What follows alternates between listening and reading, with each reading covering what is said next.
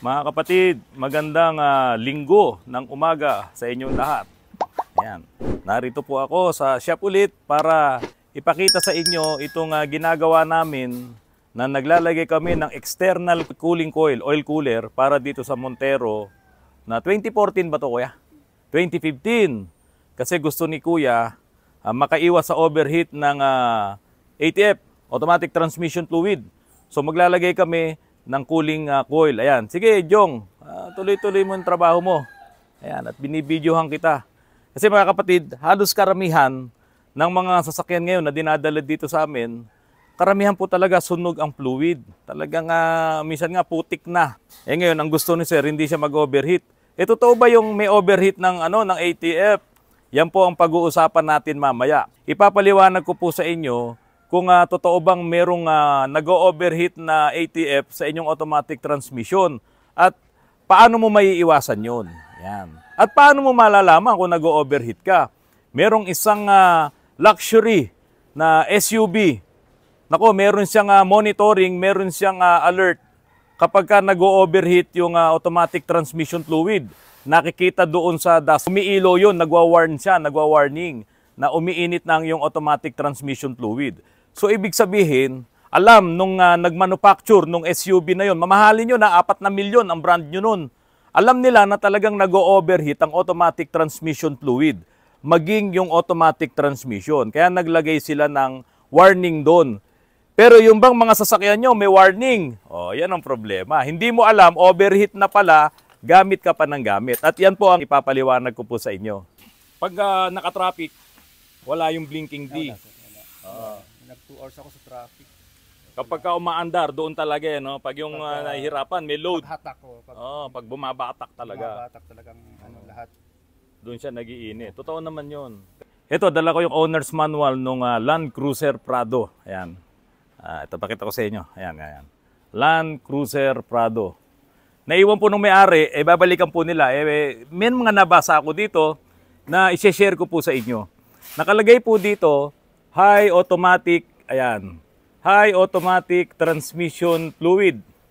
So nakalagay, stop vehicle in a safe place. Ayan.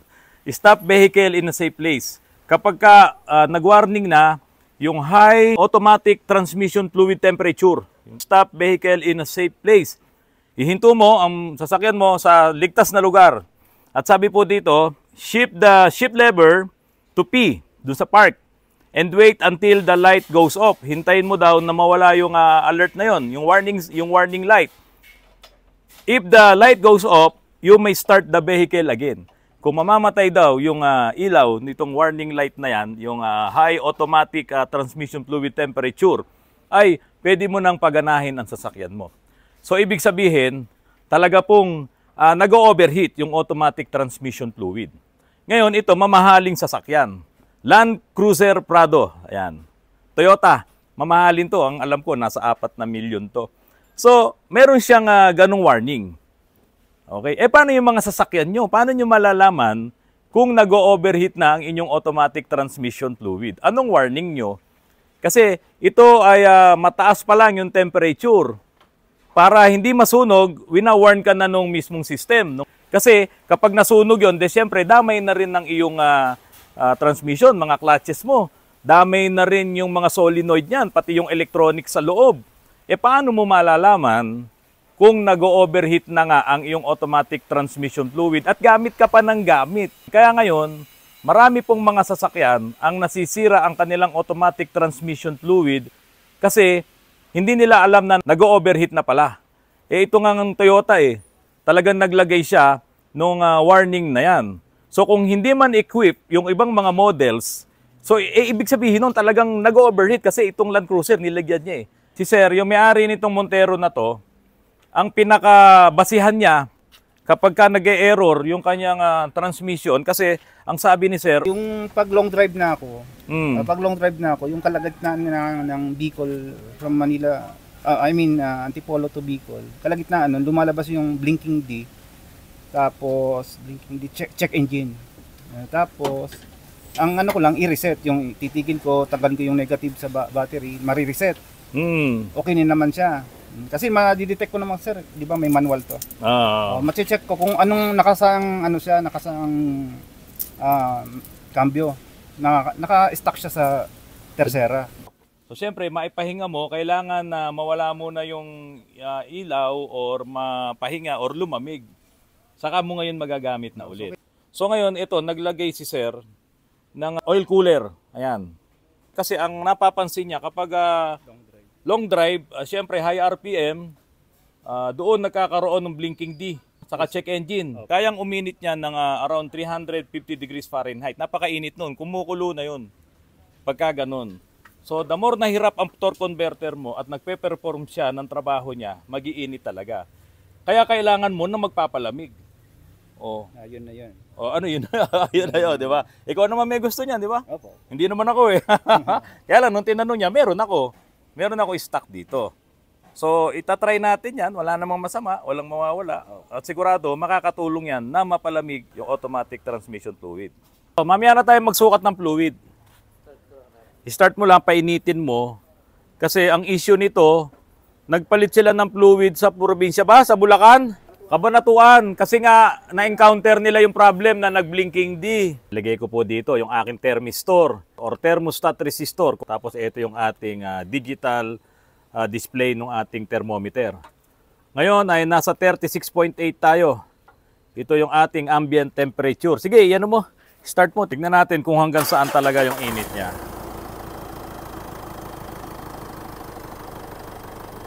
Pag umiinit, nag-i-expand yung ATF. Nag-i-expand din yan.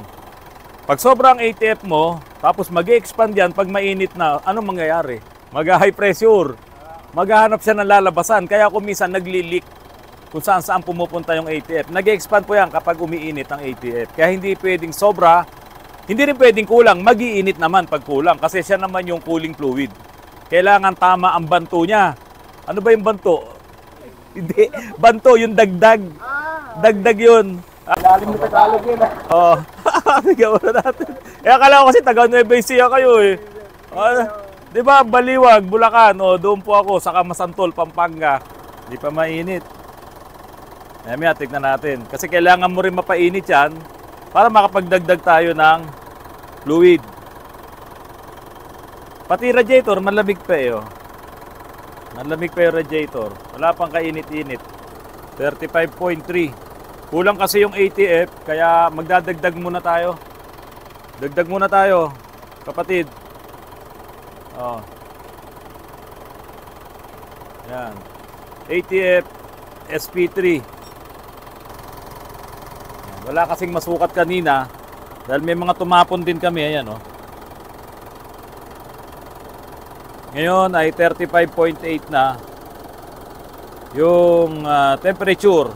Ngayon, habang nire-revolusyon mo yung makina, ay lumalamig siya. Kasi nga po, hinihigop po kasi nung blower, hinihigop yung hangin, dadaan ngayon dito sa cooling coil, sa oil cooler, kaya lumalamig siya. Hindi mo na ngayon ma-experience na masunugan ka ng ATF. Pero yung normal operating temperature, makukuha mo. Kasi yung isang cooling coil, nandun sa loob ng radiator yun eh. Nandun yun. Kaya kuha mo pa rin yun. Painitin mo lang muna, Jong, ha.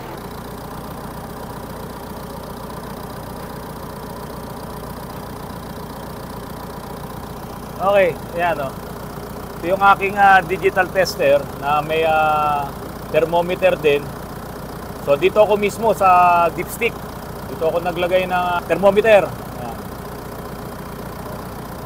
So 39, 40, 39, 40. So yan yung reading ng temperature. Ito kapag naka-idle, naka-minor. So yung naka-revolusyon, pwede mo bang i-revolusyon? Tignan natin kung magbabago.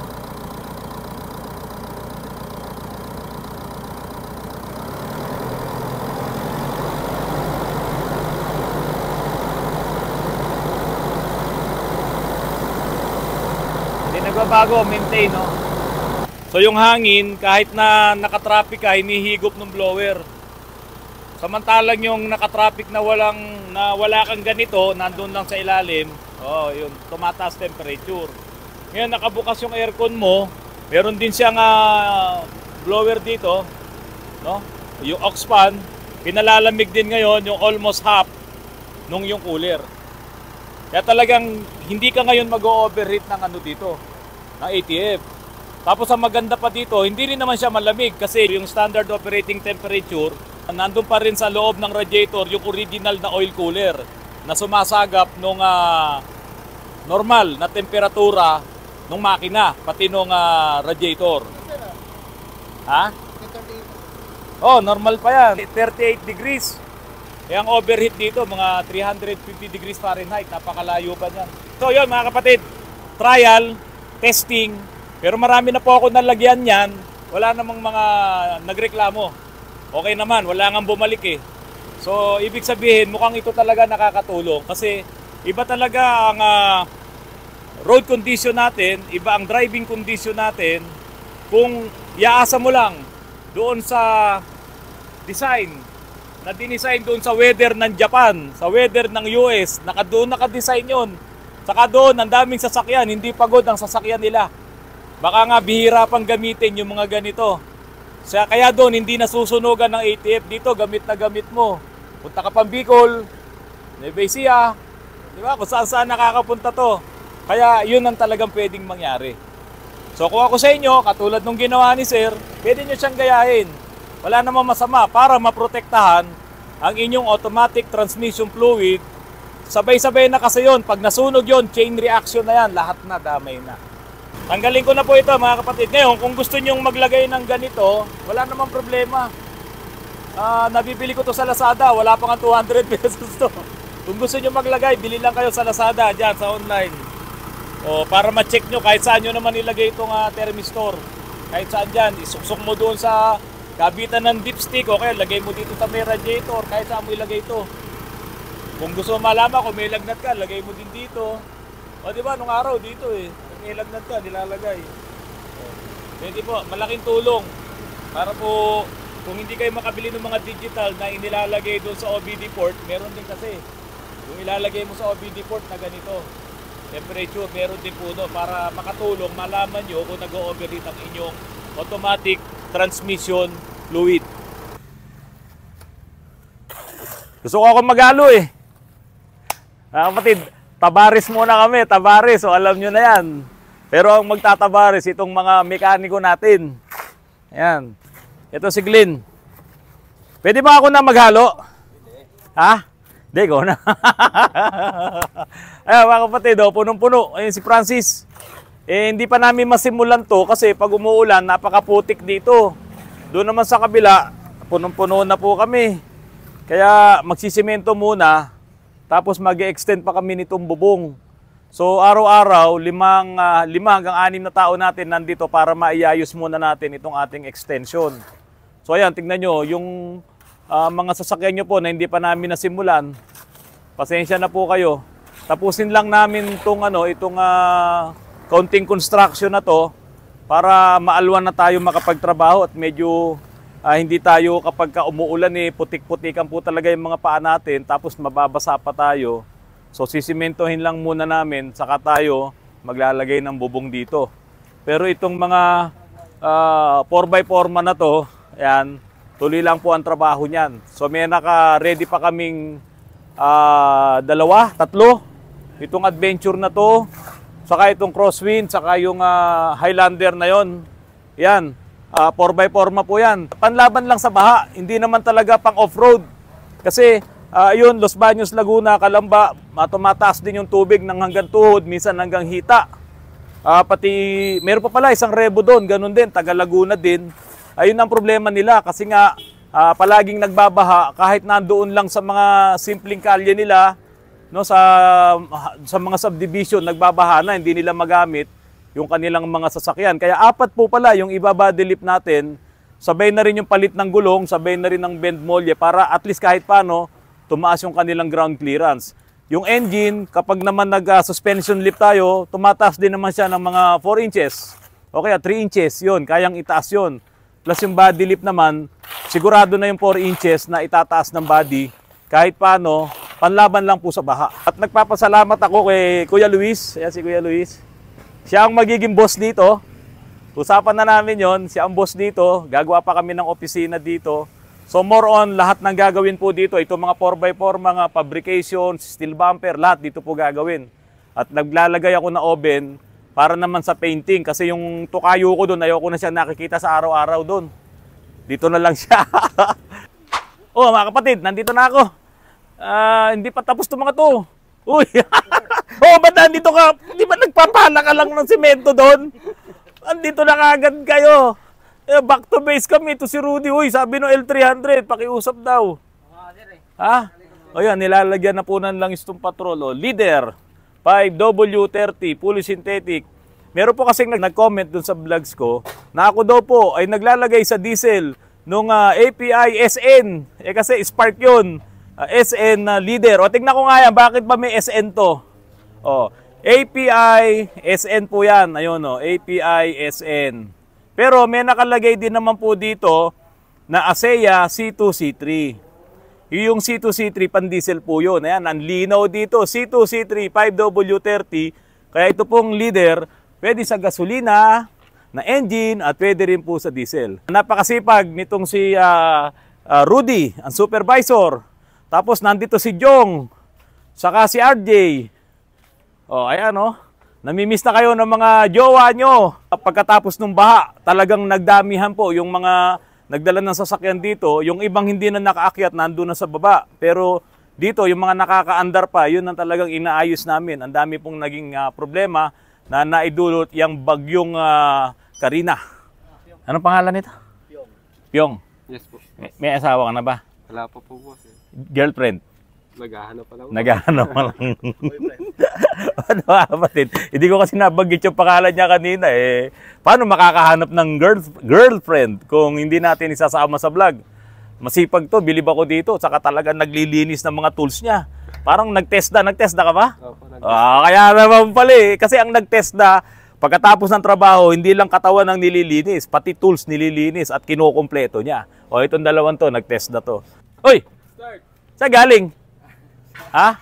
Sa barak. Ikaw ba may asawa ka na ba? Meron. Ha? Meron. Girlfriend? Ah? Wala. Hindi uso na yan. Gusto mag-vlog ka ulit? Ha? Gusto mag-vlog ulit? Sige. Mga kapatid, babay na muna. Sa muli, nagpapasalamat po ako sa inyo lahat. Magandang linggo po para sa ating lahat, mga kapatid.